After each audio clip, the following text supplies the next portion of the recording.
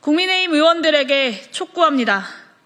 나는 물러서지 않을 것이니 차라리 나를 탄핵하라 라는 내란 수계의 지침 앞에서 또다시 주춤거리실 것입니까?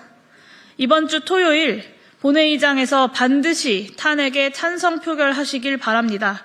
그것이 당신들이 모셨던 내란 수계의 마지막 지침입니다.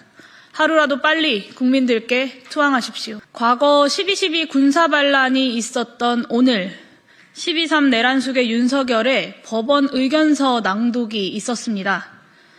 내란 수계로 무기징역을 선고받은 전두환은 최후 진술에서 자신의 재판을 정치 재판 그리고 과거 정권에 대한 정치 보복이라고 주장했습니다.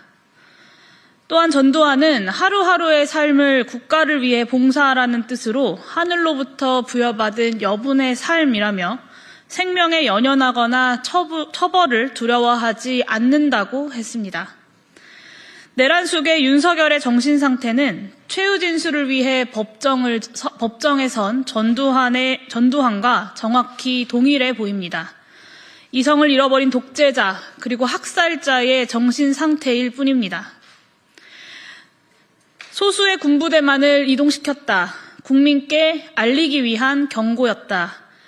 국회 계엄해제 결의가 있자 즉각 군 철수를 지시했다. 방송을 장악하려 하지 않았다. 국회를 해산하려 하지 않았다. 국무회의를 진행했다. 내란 동조 세력들도 이제는 더 이상 부인할 수 없을 만큼 모두 다 밝혀진 새빨간 거짓말들 뿐입니다. 이제 이 한 문단 정도가 조금의 진실을 담고 있습니다. 국가 시스템을 무너뜨려서라도 자신의 범죄를 덮고 국정을 장악하려는 것입니다.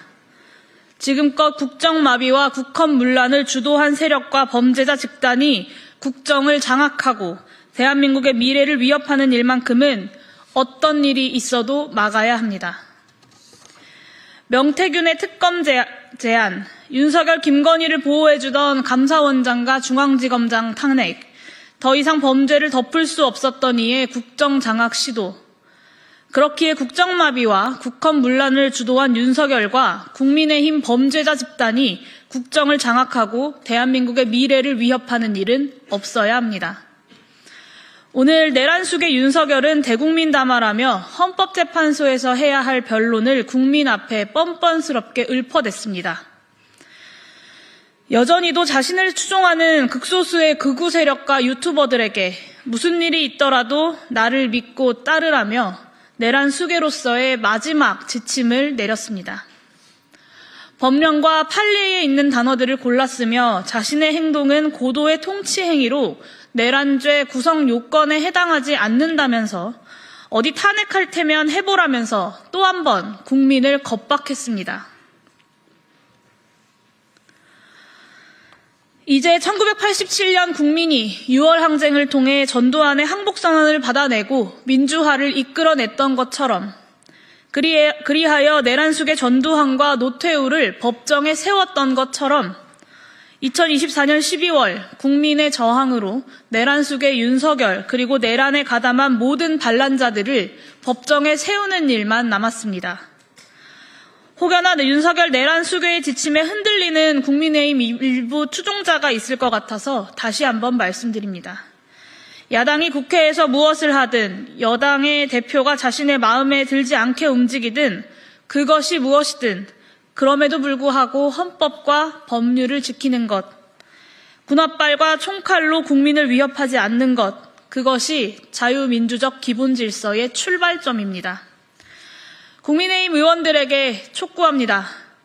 나는 물러서지 않을 것이니 차라리 나를 탄핵하라 라는 내란 수계의 지침 앞에서 또다시 주춤거리실 것입니까? 이번 주 토요일 본회의장에서 반드시 탄핵에 찬성 표결하시길 바랍니다. 그것이 당신들이 모셨던 내란 수계의 마지막 지침입니다. 하루라도 빨리 국민들께 투항하십시오. 김건희 특검법은 3가지의 특별한 의미가 있습니다.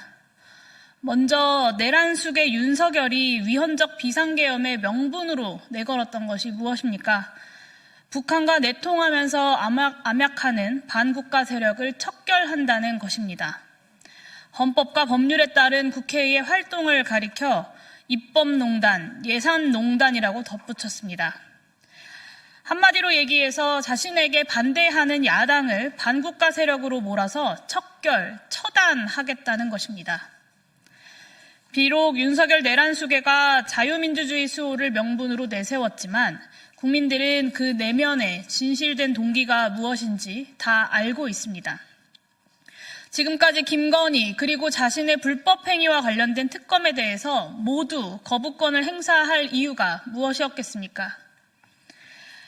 그는 적어도 자신이 대통령직에서 물러난 이후에는 김건희와 자신이 처벌을 받는 것이 불가피하다는 것을 이해했습니다. 검찰 출신 대통령으로서 이런 판단을 할 때까지 윤석열의 정신은 멀쩡했습니다. 그리고 바로 그 점까지 도달한 뒤 그는 정신줄을 놓아버렸습니다. 국가안보의 최일선에 있는 최정예 병사들을 동원해서 국회의 계엄 해제권 행사를 막으려고 했습니다. 자칫 전면전으로 이어질 수도 있는 북한과의 국지전 유도를 집요하게 시도했습니다. 이게 이성적인 통수권자가 할 수 있는 짓입니까? 내란죄, 군사반란죄, 외환죄의 진실한 동기가 무엇입니까? 확신을 가지고 말씀드릴 수 있습니다. 본인과 김건희의 임기가 끝나지 않게 하겠다. 그렇게 해서라도 처벌받지 않겠다는 것 말고는 설명할 길이 없습니다. 그러므로 김건희 특검법은 내란숙의 윤석열이 민주공화국의 헌정질서를 파괴하려고 했던 그 비뚤어진 내면의 쿠데타 동기에 대한 탄핵입니다. 김건희 특검법의 두 번째 의미는 정치검찰에 대한 탄핵입니다. 정치검찰은 내란숙의 윤석열의 뜻을 받들어 제1야당 대표에 대해서는 사법살인에 가까운 수사와 기소를 진행해 왔습니다. 반대로 내란숙의 윤석열과 김건희 앞에서는 법무법인 검찰, 변호인 노릇을 자처해 왔습니다. 도이치모터스 주가 조작, 디올백 수수, 양평고속도로 종점 변경 등 너무나 명백한 불법 비리 의혹에 대해서 정치검찰은 살아있는 권력에는 검찰권이 작동하지 않는다는 포고령을 내린 것과 마찬가지였습니다. 그랬던 정치검찰들이 내란 수괴범의 실권이 명백해지자마자 경찰, 공수처와 수사 경쟁을 벌이고 있습니다. 부끄러움이 없는, 없어져야 할 거악 집단일 뿐입니다.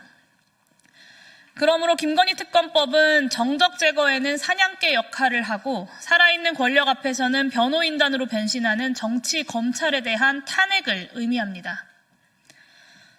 마지막으로 김건희 특검법의 세 번째 의미는 자신들을 시장경제의 수호자로 내세웠던 국민의힘의 뻔뻔한 기만에 대한 정치적 심판입니다.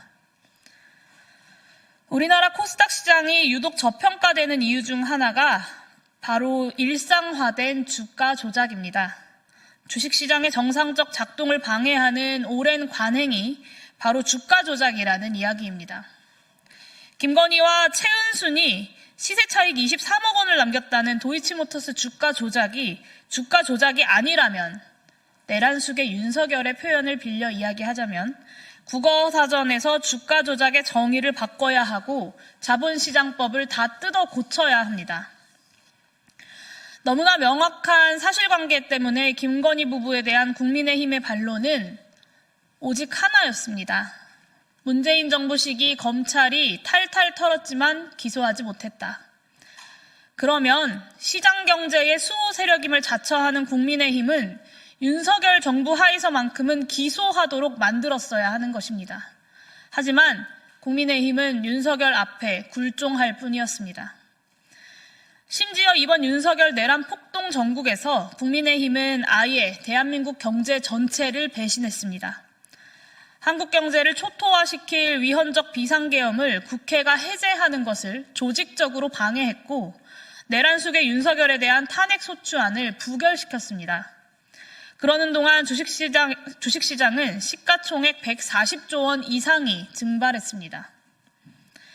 그렇기에 이번 김건희 특검법은 실질적 대통령이었다는 김건희를 방탄하기 위해 자신들이 표방한 시장경제의 가치마저 무너뜨리고 한국 경제를 배신하고 있는 국민의힘에 대한 정치적 탄핵입니다. 정리하겠습니다. 김건희 특검법은 내란 폭동을 일으킨 윤석열 내면의 동기에 대한 탄핵입니다. 권력의 사냥개 노릇을 해대던 정치 검찰에 대한 탄핵입니다. 시장 경제를 배신한 국민의힘에 대한 정치적 심판입니다. 이 의미들을 뻔히 알고 있음에도 불구하고 국민의힘 의원들은 오늘도 김건희를 지키는 대통령실 경호원 노릇을 자처했습니다. 도대체 언제까지 윤석열 내란수계의 명령에 따라서 국민과 싸우고 윤석열과 김건희에게 굴종하실 것입니까? 그게 국민의 대표자로서 자격이 있는 행동인지 제발 숙고해 보십시오. 위헌정당 해산을 향한 국민의힘의 몸부림이 참으로 안타까울 뿐입니다.